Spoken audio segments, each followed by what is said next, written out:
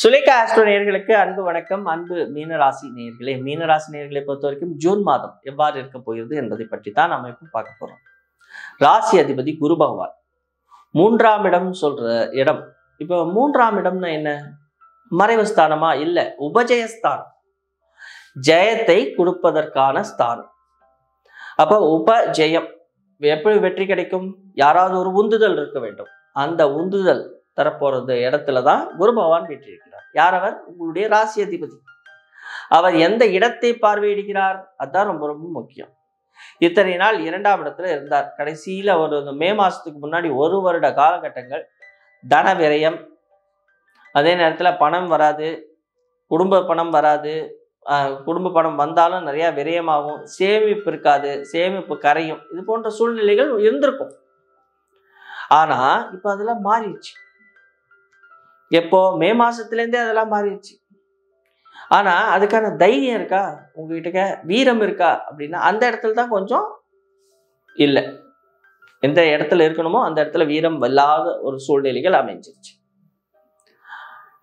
குடும்பம் விருத்தியாக போறது, நண்பர்கள் வட்டம் விரிவடைய போறது, நண்பர்கள் அதிகரிப்பாங்க, நண்பர்கள் உங்களுக்கு சுகத்தை தர போறாங்க, நண்பர்களால் ஆதாயம் இருக்கிறது.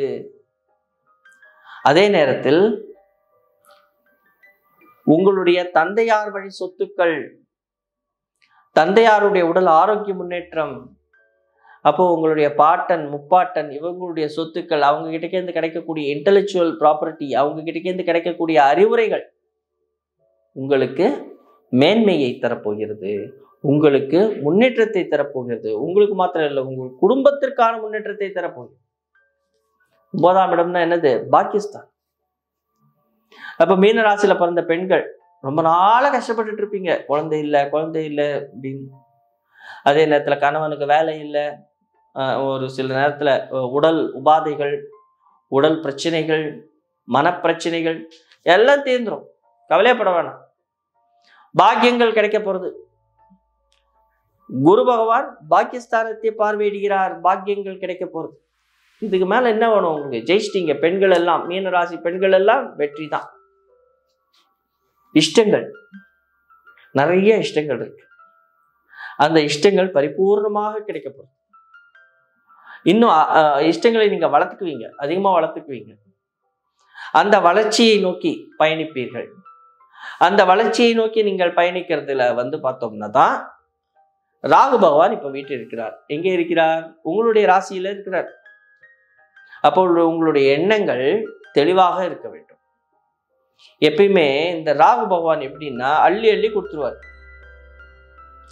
அது எந்த எந்த ரூபத்துல வருது, எப்படி வருதுங்கிறதுலாம் பிரச்சனை இல்லை.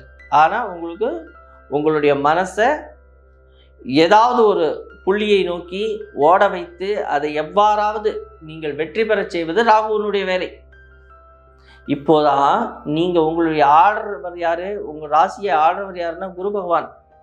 இந்த குரு பகவான் என்ன செய்வார் அப்படின்னா, யோசிச்சு எது நல்லது எது கெட்டது அப்படிங்கிறத யோசிச்சு செய்யறவர் யாருன்னா குரு பகவான். இப்ப அவரை ராகு பகவான் டாமினேட் பண்ணுவார். அப்படி அவரை ராகு பகவான் டாமினேட் பண்ணி நீங்க அதுல டாமினேட் ஆகி எந்தெந்த விஷயத்துல வேணா எப்படியாவது நம்ம ஜெயிச்சா போதுண்டா சாமின்னு சொல்லி நீங்க செஞ்சீங்கன்னா பின்னாடியே வரார் சனீஸ்வர பகவான். 7.5 சனி காலம் ஆரம்பிச்சிச்சு. அப்போ அவர் தான் என்ன செய்வார்னா பனிஷ்மெண்ட்டை கொடுப்பார். உடனே சனீஸ்வர பகவான் தான் எனக்கு கஷ்டத்தை கொடுத்து விட்டார், 7.5 சனி காலம் ஆரம்பிச்சிச்சுன்னு சொல்லக்கூடாது.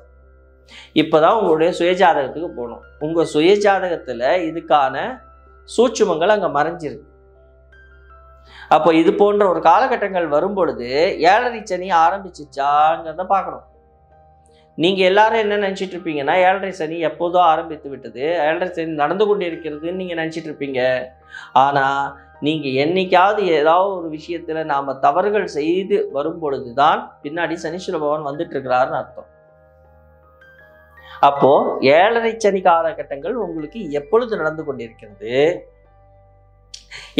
எவ்வப்பொழுது நடக்கும் அப்படிங்கிறத முதல்ல தெரிஞ்சுக்கிட்டீங்கன்னா, அப்போ இது போன்ற சில காரியங்கள் தெரியாத்தனமா நாம் ஒரு சில காரியங்கள் செய்யும் பொழுது, ஒரு உதாரணத்திற்கு பணம் கொடுத்து ஒரு வேலை நடக்குது, அப்படின்னு சொன்னா அந்த பணத்தை கொடுத்து அந்த வேலையை நாம் செய்து முடித்தால் பின்னாடி வர சனீஸ்வர பகவான் அந்த செய்த வேலைக்கான லாபத்தை கொடுக்க மாட்டார். அங்கதான் டிரான்ஸ்ஃபர்மேஷனை கொடுப்பார். என்ன டிரான்ஸ்ஃபர்மேஷன்? உங்கள் மனதிற்கான டிரான்ஸ்ஃபர்மேஷன், உங்கள் புத்திக்கான டிரான்ஸ்ஃபர்மேஷனை கொடுக்கிறவர் சனீஸ்வர பகவான். ஸோ அதில் கொஞ்சம் ஜாக்கிரதையாக இருங்க. அசையும் சொத்துக்கள் வாங்குவீங்க.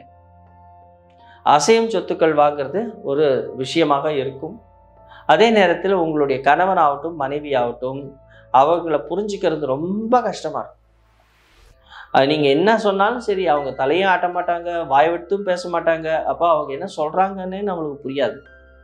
அது தெரியாமல் நீங்கள் பாட்டு இன்னும் கொஞ்சம் ரொம்ப ஆராயலாம் அப்படின்னு சொல்லி போனீங்கன்னா உங்களுடைய எதிராளிகள் கொஞ்சம் கோவப்படுவார்கள், கொஞ்சம் டென்ஷன் ஆவாங்க. ஏன்னா அவங்க கொஞ்சம் புத்திசாலி. அப்போது அவங்க கொஞ்சம் டென்ஷன் ஆவாங்க. ஏன்னா நீங்கள் ஒரு விதத்தில் புத்திசாலினா அவங்க வேற ஒரு விதத்தில் புத்திசாலி. இப்போ அவங்களுடைய 2ஆம் இடத்தை செவ்வாய் பகவான் பார்வையிடுவார். அதாவது உங்களுடைய 8ஆம் இடத்தை செவ்வாய் பகவான் பார்வையிடுகிறார். அப்போ என்ன ஆகும்? கணவனாகட்டும் மனைவியாகட்டும் உங்களுடைய நண்பர்களாகட்டும் அல்லது உங்களுடைய கூட்டாளிகளாகட்டும் தொழில் கூட்டாளிகளாகட்டும் அவர்கள் இப்பொழுது கொஞ்சம் கடுமையாக பேசுவார்.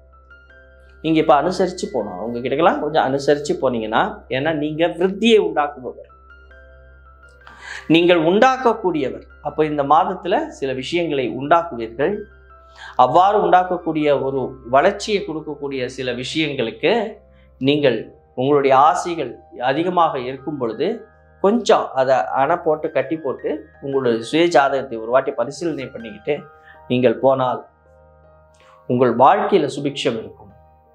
அப்போ இந்த ஜூன் மாதத்தில் உங்களுக்கு கிட்டத்தட்ட ஒரு 75லிருந்து 85% நன்மைகள் அதிகமாக நடைபெறும்.